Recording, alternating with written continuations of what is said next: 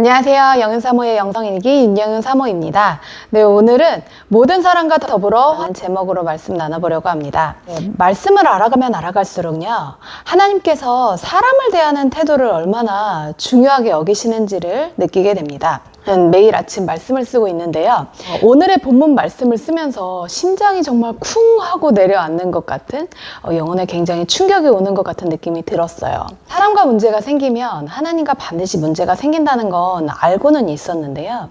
오늘 말씀처럼 모든 사람과 화평해야 하고요. 말씀대로 거룩하게 사람을 대해야만 주님을 볼 수 있다는 것에 대해서 저에게 말씀해 주시면서 제 마음 자세를 돌아보게 하시더라고요. 아무리 저에게 잘못을 하고 함부로 대하는 사람이 있더라도요, 미워하거나 무례한 자세로 대하면 제가 주님을 볼 수 없다라는 거죠. 주님께서 얼굴을 가리실 만큼 싫어하는 일이라는 겁니다. 우리가 주님을 더 알고 싶고 그 사랑 더 경험하고 싶다면요, 모든 사람과 더불어 화평해야 하고요, 거룩함으로 사람을 대해야 하는데요. 세상에서 가장 쉬운 본질 육아라는 책을 쓴 진아영 교수님이 계십니다. 이분은 아이를 키울 때요, 밥 짓는 법을 생각해 보라고 하더라고요. 우리가 밥을 지을 때 쌀이 있어야 하고요, 알맞은 물이 있어야 되고요, 적절한 불이 있어야 밥이 맛있게 되잖아요. 쌀에는 이미 밥의 맛이 잠재되어 있는데요, 모든 사람도 마찬가지라는 겁니다. 각 사람마다의 잠재력을 갖고 태어난다 그래요. 그래서 이 물의 역할을 하는 적절한 보호와 무조건적인 사랑을 해주고요, 그리고 이 불의 역할을 하는 가치와 마음 자세를 가르치라 그래요. 정직하고 성실하고 배려하고 기여하는 이런 가치와 긍정적인 마음 자세를 가르치면요, 이 아이는 누가 이끌어주지 않아도 자신의 잠재력을 따라 건강하게 잘 자랄 수 있다라는 이야기를 합니다. 사람은 다 하나님의 형상을 따라 지음을 받은 사람이잖아요. 우리가 예수님을 믿든 예수님을 믿지 않든 모든 사람에게 하나님의 사랑이 흐르고 있기 때문에요, 우리가 사람에게 함부로 해서는 안 됩니다. 존재 자체로 귀한 사람들이에요. 하나님께서 그렇게 보시는 사람들이고요.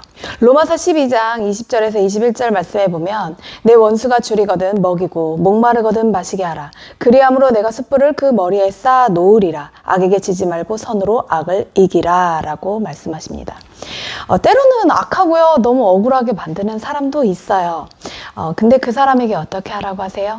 원수 갚는 것은 하나님께 있으니까요, 우리는 원수를 만나도 그 사람이 줄이면 먹이고요, 목마르거든 마시우라고 하세요. 하게 갚지 말고 사랑하라고 하시는 겁니다. 하나님 보시기에 내 원수 같은 사람도요, 그 사람만 잘못하는 거 아니고요, 우리도 나도 모르게 다른 사람들에게 많은 잘못을 하면서 살아갑니다. 은혜를 많이 받아도 쉽게 마음으로 너무나 많은 죄를 짓는 우리를 위해서 예수님께서 십자가를 지셨고요, 우리 수준으로는 도저히 이해할 수 없는 그 하나님의 사랑이 나를 향해서 그리고 다른 사람들을 향해서 흐르고 있습니다. 제가 작년에 핸드폰을 바꿨는데요, 여기 근처 대리점에서 바꿨어요. 2년 만에 지원이 된다고 알아서 그렇게 바꿨는데요, 이 직원의 설명과는 다르게 돈이 너무 많이 나오는 거예요. 그런데 이 직원분이 연락이 되질 않아요. 그리고 이 대리점도 계속 닫혀 있더라고요. 114에 전화를 해봤더니요, 그 지원된다고 들었던 할부금이 48개월로 돼 있어서 계속 나간대요. 이게 설명해 준 것보다 훨씬 더 많은 돈이 나오는 거예요. 제가 대표 전화도 전화해보고 했는데 전화번호가 결번이 되었더라고요. 제가 뭐 이걸 가지고 소송을 걸 수 있는 것도 아니고 해서 좀 화가 나긴 했지만 제가 할 수 있는 거 다 해보고 빨리 마음을 내려놓는 겁니다. 그리고 하나님의 말씀을 선택하는 거예요. 그러니까 불쌍히 여겨달라고 그렇게 빨리 용서하고 기도하는 겁니다. 요한복음 14장 21절 말씀에 보면요, 나의 계명을 지키는 자라야 나를 사랑하는 자니 나를 사랑하는 자는 내 아버지께 사랑을 받을 것이요 나도 그를 사랑하여 그에게 나를 나타내리라 라고 말씀하십니다. 우리는 나를 비우고요, 하나님의 말씀, 그 은혜로 채워져야 합니다. 이렇게 말씀을 선택하고 하나님의 말씀에 순종을 하면요, 점점 그 하나님의 은혜를 더 드러내 주세요. 우리를 향해 품고 계신 그 하나님의 사랑, 십자가의 은혜가 어떤 은혜인지 더 경험하게 해주시고요, 그렇게 은혜를 받아도 자꾸 마음속으로 죄를 짓고 사랑받을 만한 자격이 없음에도 불구하고 무조건적인 그 하나님의 사랑 때문에 살아가고 있다는 걸 계속 체험으로 알려주세요. 하나님 앞에 나만 귀하지 않고요, 모든 사람이 귀합니다. 하나님의 관점으로 우리는 사랑하기를 선택하는 겁니다. 원수 갚는 것은 하나님께 맡기고요, 우리는 우리 할 일 하는 겁니다. 저에게 친한 언니가 있어요. 너무너무 성품이 좋고 만날 때마다 행복하고 자존감이 올라가는 좋은 언니인데요. 이 언니의 어머니와 이 언니는 성품이 참 다르더라고요. 73세이신 어머니가요, 50이 된 저희 친한 언니에게 그렇게 잔소리를 많이 하신대요. 음식은 어떻게 해 먹어라, 남편에게는 어떻게 해라, 자녀에게는 뭘 해줘라, 이런 잔소리를 끊임없이 하신다 그래요. 이 성품 좋은 언니도요, 어머니가 하시는 얘기를 들으면 귀에서 피가 나는 것 같대요. 근데 대들지를 못하는 게 한번 어머니에게 대들었더니 어머니가 쓰러지신 적이 있대요. 그래서 그냥 꾹꾹 참고 무슨 말씀을 하셔도 네 한다고 해요. 어머니 참 사랑하지만요, 만나기 참 부담스럽고 편하지 않은 관계가 되는 겁니다. 근데 이 어머니 왜 그러실까요? 딸을 한 인격체로 존중하지 못하고 나의 소유물로 봐서 그렇습니다. 내가 챙겨야만 하는 아이로 봐서 그렇죠. 마음으로부터 독립을 시키지 못한 겁니다. 나이가 50이 된 딸을요. 우리는 사람과의 관계를 맺을 때요, 건강한 관계가 돼야 되는데요, 나부터가 건강한 독립된 인격체가 돼서요, 사람을 존중하고 지지하고 격려해야지 무례하고 함부로 대하면 안 됩니다. 이것이 가까운 관계에서 참 어려운데요, 특별히 가족들에게 그런 경우가 참 많죠. 가족도요, 내 소유 아닙니다. 우리가 부활 때 각자 하나님 앞에 서요. 마태복음 22장 25절에서 30절에 보면요, 우리 중에 7형제가 있었는데 마지가 장가들었다가 죽어 상속자가 없으므로 그 아내를 그 동생에게 물려주고 그 둘째와 셋째로 7째까지 그렇게 하다가 최후에 그 여자도 죽었나이다. 그런즉 그들이 다 그를 취하였으니 부활 때 7 중에 누구의 아내가 되리이까. 예수께서 대답하여 이르시되 너희가 성경도 하나님의 능력도 알지 못하는 고로 오해하였도다.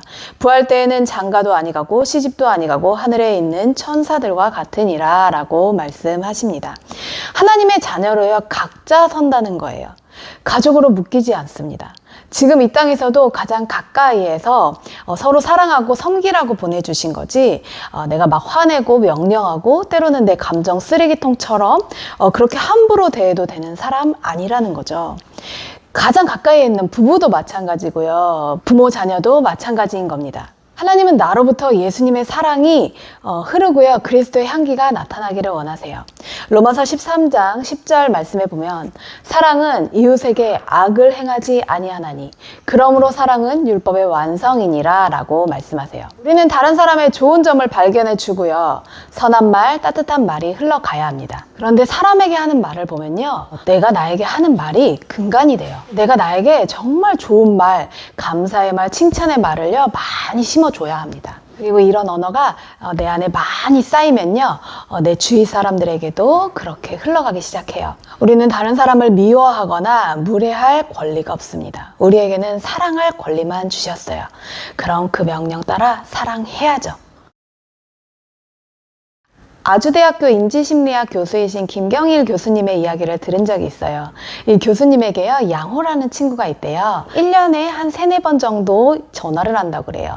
우리는 보통 궁금하잖아요, 무슨 용건으로 전화를 했는지. 그런데 이 친구분이 전화를 할 때 어떤 용건이 있어서 전화하는 게 아니래요. 예전에 너랑 뭐 했던 그 동네 지나가는데 네 생각나서 그냥 그런 식으로 전화를 하신다는 거예요. 그렇게 안부를 주고받고 나누고 나서는 너 잘 지내는 것 같아서 너무 좋다 그러고 전화를 끊으신다는 거예요. 이 김경일 교수님이요, 한 이틀 동안은 저희가 되게 괜찮은 사람이 된 것 같아서 기분이 너무 좋대요. 그리고 그 친구가 자주 생각이 나고 마음속으로부터 되게 좋은 친구로 자리를 잡는다 그래요. 근데 동기 모임이 있어가지고 알게 됐는데요, 동기 50명에게 그 양호라는 친구분이 20년간 모두에게 그렇게 했다라는 거예요. 동기분들이요, 다 마음속으로는 그 양호라는 친구분을 가장 좋은 친구로 생각하고 있더래요. 저도 이 강의를 듣고 나서 되게 그런 걸 실천하려고 노력하게 됐어요. 기도하면서 생각나는 분들에게는 안부를 묻는 그런 연락을 좀 해야겠다 하고 실천을 하고 있는데요. 좋은 관계가 되려면 서로 노력을 해야 합니다. 내가 용건이 있고 필요할 때만 연락하는 사람은요, 좋은 관계가 되기 어려워요. 참 별로 만나고 싶지 않고요, 좀 부담스러운 존재가 되어버리죠. 우리는 그 사람 자체에 관심을 갖고요, 하나님의 사랑으로 사람을 귀하게 여기는 그런 사람이 되어야 합니다. 게리 체프먼의 5가지 사랑의 언어라는 책에 보면요, 사람이 사랑을 받는다고 느끼는 5가지 부분이 있다고 해요. 첫 번째는 인정받는 말, 두 번째는 함께하는 시간, 세 번째는 선물, 네 번째는 봉사, 다섯 번째는 스킨십이라고 합니다. 이게 각자 느끼는 그 사랑의 언어가 다 다르다고 해요. 관계가 나쁜 부부들도요, 보면 사랑하지 않는 부분은 없는 것 같아요. 근데 문제는 내가 아는 방식, 내가 원하는 방식으로 하다 보니까 전달이 안 된다는 게 문제라는 거죠. 제 사랑의 언어는 이 네 번째 봉사였어요. 집안일 하는 게 제 사랑의 언어였는데, 그래서 저희 남편이 저를 안 사랑하는 줄 알았던 거예요. 근데 이거를 공부하면서 저도 저희 남편의 사랑의 언어를 이해하게 되더라고요. 저희 남편은 함께하는 시간이 참 중요했고요. 잘 살펴보면 어딜 갔다 오면서 뭐 간식을 사오던가 빵을 사오던가 이런 노력을 참 많이 해요. 그래서 이 사람의 사랑의 언어는 함께하는 시간과 선물이구나 하는 걸 이해하게 되는 겁니다. 제가 제 사랑의 언어라고 집안일을 계속하고 밥을 차려주려고 그렇게 노력을 했는데요. 저희 남편에게는 그게 전혀 중요하지 않았던 거예요. 라면을 먹어도 상관이 없었어요. 그러니까 서로 전달이 안 되는 거죠. 베드로후서 3장 18절 말씀에 보면요. 오직 우리 주 곧 구주 예수 그리스도의 은혜와 그를 아는 지식에서 자라가라. 영광이 이제와 영원한 날까지 그에게 있을지어다 라고 말씀하십니다. 우리가 예수님의 은혜를 알아가고요. 그분을 알아가는 지식에서 자라가야 합니다. 그리고 예수님의 사랑을 실천할 방법도 계속 배우고 성장해 나가야 돼요. 우리가 계속 기도하고 말씀 본다고 해서요, 성령님께서 이런 거 일일이 가르쳐 주지 않으세요. 우리도 부딪히고 깨어지면서요, 이런 걸 배워나가기를 원하시는 거죠. 사람과의 관계는 어떻게 해야 되는지, 말은 어떻게 전달을 해야 되는지, 우리 가족은 어떤 방법으로 사랑을 해야 되는지 열심히 배워나가야 합니다. 내 방식, 내 사랑의 언어만 주장하지 말고요. 상대방을 어떻게 배려할 수 있을지 우리가 예수님을 대하는 마음으로 그렇게 배워나갈 수 있었으면 좋겠습니다. 오늘 말씀처럼요, 우리가 주님과의 관계가 막히지 않고 또 주님과의 친밀함을 더 누리기 위해서요, 모든 사람과 더불어 화평하고 거룩함을 따르는 선택을 하는 저와 여러분이 되기를 소망합니다. 들어주셔서 감사하고요. 다음에 다시 봬요. 안녕.